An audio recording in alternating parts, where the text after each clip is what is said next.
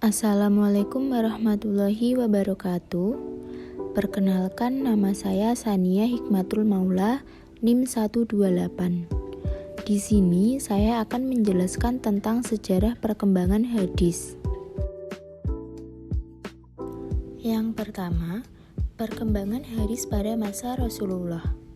Hadis pada masa ini dikenal dengan Ashr al-Wahyu wa al-Takwin, yaitu masa turun wahyu dan pembentukan masyarakat Islam. Wahyu yang diturunkan Allah dijelaskan Nabi melalui perkataan, perbuatan, dan takrirnya, sehingga apa yang didengar dan disaksikan oleh para sahabat merupakan pedoman bagi amaliyah dan ubudiyah mereka. Ada beberapa cara Rasulullah menyampaikan hadis kepada para sahabat, yaitu pertama, melalui majelis ilmu, yakni tempat pengajian yang diadakan oleh Nabi Muhammad SAW untuk membina para jamaah. Kedua, dalam banyak kesempatan Rasulullah juga menyampaikan hadisnya melalui para sahabat tertentu, yang kemudian disampaikannya kepada orang lain.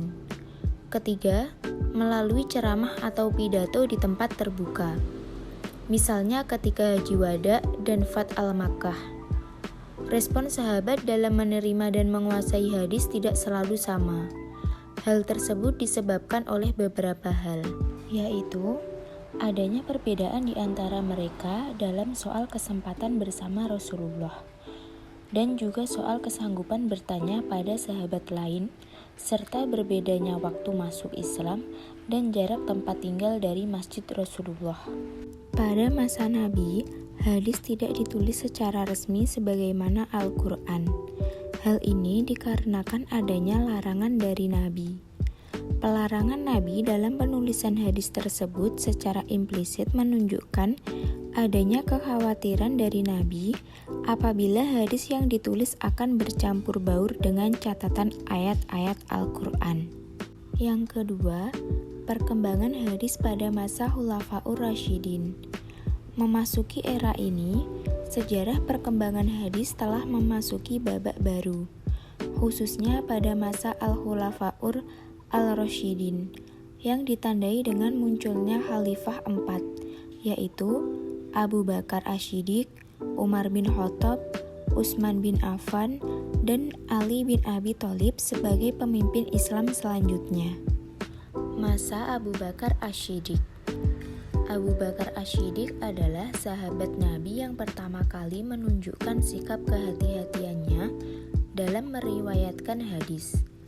Bukti dari sikap kehati-hatian Abu Bakar dalam periwayatan hadis terlihat pada tindakannya yang membakar catatan-catatan hadis yang dimilikinya.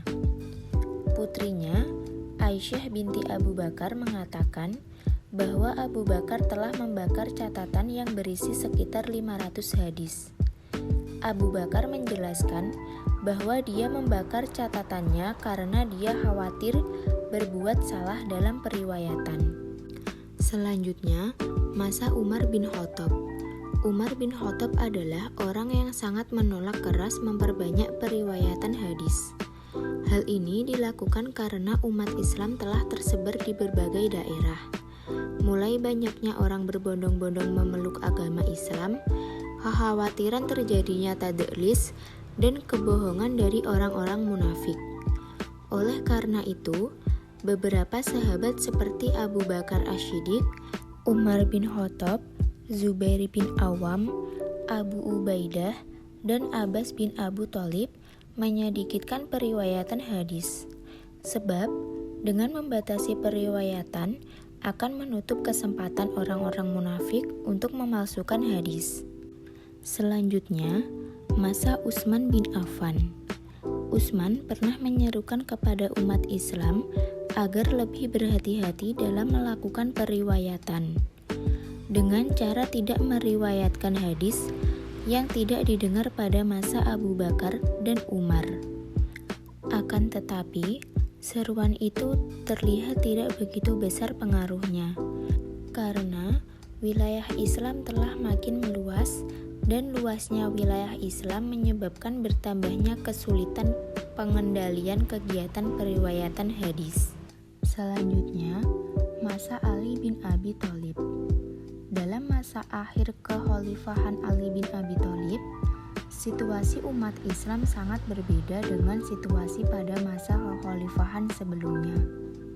Pada masa ini telah terjadi perpecahan di antara para sahabat, sehingga menimbulkan persengketaan antara sesama umat Islam. Persengketaan tersebut pada akhirnya melahirkan sekte-sekte baru dalam agama Islam yang menjadi cikal bakal munculnya hadis palsu. Yang pertama membuat hadis palsu adalah kaum Syiah dengan maksud mengkultuskan Sayyidina Ali bin Abi Thalib. Kegiatan Syiah dalam membuat hadis palsu itu kemudian dilayani lawan-lawannya dengan membuat hadis palsu. Yang ketiga, perkembangan hadis pada masa tabi'in. Selain para sahabat yang sudah banyak mengoleksi hadis Nabi, ada juga para tabi'in yang notabene adalah para murid sahabat juga banyak mengoleksi hadis-hadis Nabi. Bahkan, pengoleksiannya sudah mulai disusun dalam sebuah kitab yang beraturan. Masa ini dikenal sebagai masa menyebarnya periwayatan hadis.